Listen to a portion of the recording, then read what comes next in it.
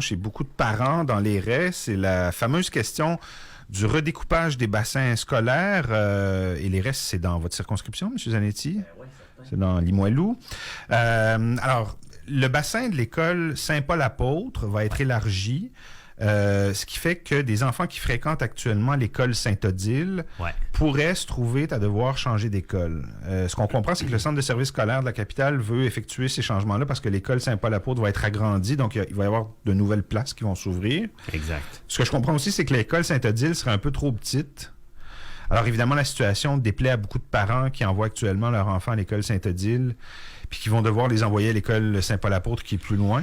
Exact. Avez-vous parlé, vous, M. Zanetti, à des parents? Ou moi, pas directement, là, mais c'est mon équipe de circonscription, mes attachés politiques qui sont en contact permanent ce temps-ci avec les parents, là, principalement, puis les conseils de quartier. Le conseil des quartiers de l'Airet est vraiment très mobilisé sur la question. Puis on a comme analysé la situation, puis ce qui se passe là, puis il y a aussi des élèves de Saint-Albert-le-Grand qui pourraient aller à Saint-Paul-Apôtre. Fait que c'est 3 écoles dans les raies, donc c'est au nord de la 18e rue, avant la 41e rue, entre la traque de chemin de fer, mettons, puis l'autoroute la 73. Là. Bon. Puis là, ce qui arrive, c'est que, dans le fond, là, l'origine du problème, c'est qu'en 2022, le ministère de l'Éducation, à cette époque-là, c'était Jean-François Roberge, le ministre de l'Éducation, c'est au printemps 2022, juste avant les élections. Ils ont autorisé, je dirais, seulement un agrandissement à Saint-Paul-Apôtre, mais il aurait dû agrandir les 3 écoles. Parce que dans le fond, disent les parents. C'est ça. Parce que les 3 écoles vont avoir besoin d'une plus grande capacité. Puis en plus, dans l'Airet, ce qui s'en vient dans les prochaines années, au nord de l'Airet, il y a des terrains qui appartenaient anciennement à Hydro-Québec. Il y a comme une longue bande où est-ce que des fils passaient. Puis là, on s'attend à ce qu'à un moment donné, ça soit développé en résidentiel. On le sait, c'est la crise du logement. Puis il faut augmenter l'offre en logement et tout ça. Et on s'attend aussi à une densification de l'Airet dans les prochaines années parce que c'est très proche des services, puis c'est la tendance générale, il manque de logements à Québec, etc. Et là, dans le fond, on s'attend de toute façon à ce que tôt ou tard, il y ait une augmentation des écoles, puis que on doive autoriser des agrandissements, puis qu'on redécoupe encore les affaires. Puis ça a l'air de pas grand-chose, un redécoupage, là, surtout quand on prend la décision, mettons, au ministère de l'Environnement, puis qu'on dit, ah bon, là, ce bassin-là, on va augmenter cette école-là, puis les autres, on fera un redécoupage, iront là. Mais ça a des conséquences super concrètes. Tu sais, c'est comme une petite décision, en apparence, qui, après ça, cause plein de problèmes. Je donne des exemples. Mettons, là, les élèves à cet âge-là, qui vont à Saint-Odile, puis qui, là, ils étaient vraiment proches de Saint-Odile. Quand tu es à moins d'1,6 km d'une école, tu n'as pas le droit au transport scolaire. Fait que tu y vas à pied ou tes parents t'amènent en voiture. Fait que là, ceux qui étaient vraiment proches, puis qui là, ils changent de bassin, ben c'est des élèves qui probablement, peut-être, n'iront plus à pied. Pourquoi? Parce que la distance va augmenter, mais surtout, ils vont devoir traverser la première avenue. Puis la première avenue, le matin à cette heure-là, c'est très passant, puis c'est dangereux. On pourrait dire, ah, mais là, pas de problème, on va ajouter des brigadiers scolaires à tous les coins de rue parce qu'elle est longue, là, tu sais, le bassin, c'est pas comme s'il y a une espèce d'entonnoir puis tous les enfants vont passer à la même intersection. Ils vont devoir traverser la première avenue à potentiellement, 5, 6 endroits différents. Trouver des brigadiers scolaires, là, c'est difficile. Ah oui? Avec la pénurie de main-d'œuvre, c'est super difficile parce que c'est des chiffres coupés, pas super payés. Fait que, tu sais, qui veut dire, ben moi, je vais comme me rendre indisponible à travailler tous les matins, tous les midis, puis tous les fins d'après-midi, à peu près 1 heure ou 2. Ouais. Pas évident. C'est souvent des retraités qui occupent ce poste-là. Ouais. Exact, mais c'est difficile à trouver. Ouais. Et là, et ça pose problème. Donc, dans le fond, toute cette décision-là va entraîner un problème de sécurité important pour les enfants. Il y a probablement des parents qui vont dire, bon, là, mon enfant marchait, mais c'est pas vrai qu'il va aller traverser la première avenue à l'heure du trafic sans brigadier, fait que je vais aller le reconduire en auto. Fait qu'on risque de faire augmenter aussi la circulation automobile près des écoles. On sait que la circulation automobile près des écoles, c'est dangereux, ça peut causer des accidents. Fait que c'est ça, tu sais, il y a comme... Puis là, il y a tout ça. Là, il y a aussi les enfants qui, vu qu'ils sont trop loin de leur école, ils pourront plus revenir dîner à la maison. Fait que là, il faut qu'ils restent à l'école, mais là, ça veut dire que les parents, mettons, la famille monoparentale, ben là, il faut qu'elle paye pour le service de garde sur l'heure du midi, faut qu'elle paye pour le lunch ou qu'elle fasse des lunchs. Puis il y en a qui ont juste pas les moyens de faire ça. Puis là, ben en plus, il faut que tu augmentes donc le personnel en service de garde. Difficile à trouver ces temps-ci. Fait que c'est comme une petite décision qui amène une chute de domino incroyable. Non, mais on voit bien les conséquences pour les familles aussi, là.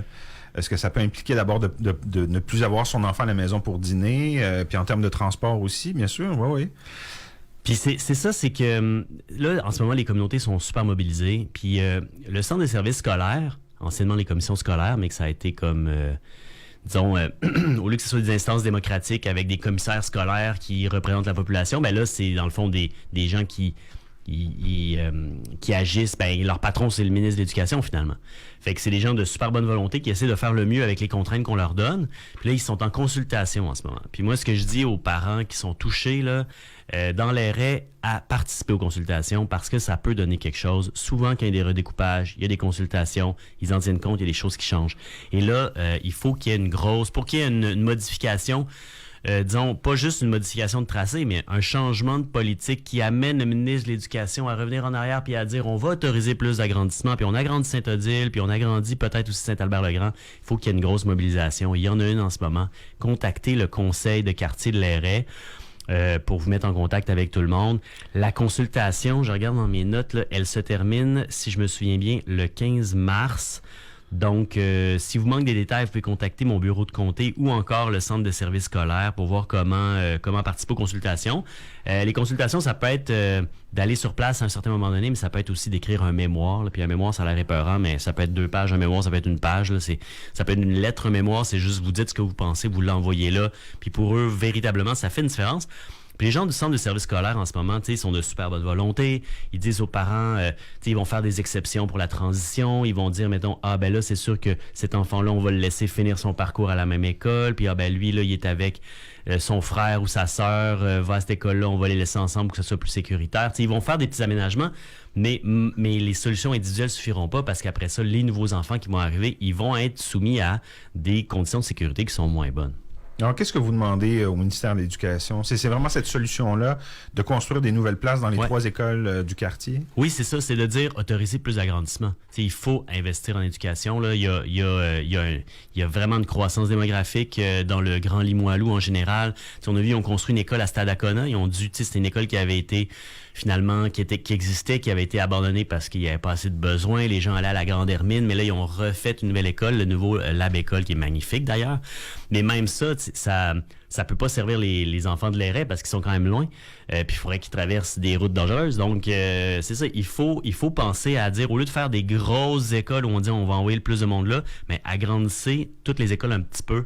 Puis ça va être plus sécuritaire, puis ça va être plus cohérent aussi avec l'esprit de quartier. Alors, vous l'avez dit, donc, les consultations ont lieu jusqu'à la mi-mars. D'ailleurs, le centre de services scolaires a fortement encouragé les parents du quartier à participer à cette consultation-là. Et une décision finale ne sera annoncée qu'à la fin mai. Donc, tout ce dont on vient de parler, il n'y a rien là-dedans qui est coulé dans le béton encore. Ouais. Hein, c'est à l'état de projet. Non, exactement. Puis, tu sais, les délais sont courts, là, pour obtenir du ministère, du ministre, en fait, une augmentation des investissements pour agrandir les écoles.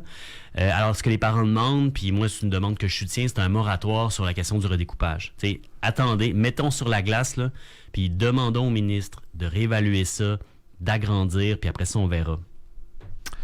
Sol Zanetti, merci beaucoup d'avoir été dans nos studios pour nous parler de ce dossier-là, qui est très important, évidemment, pour les parents de votre circonscription, puis dans Limoilou. Merci. Ben, c'est une grande joie. Merci à vous.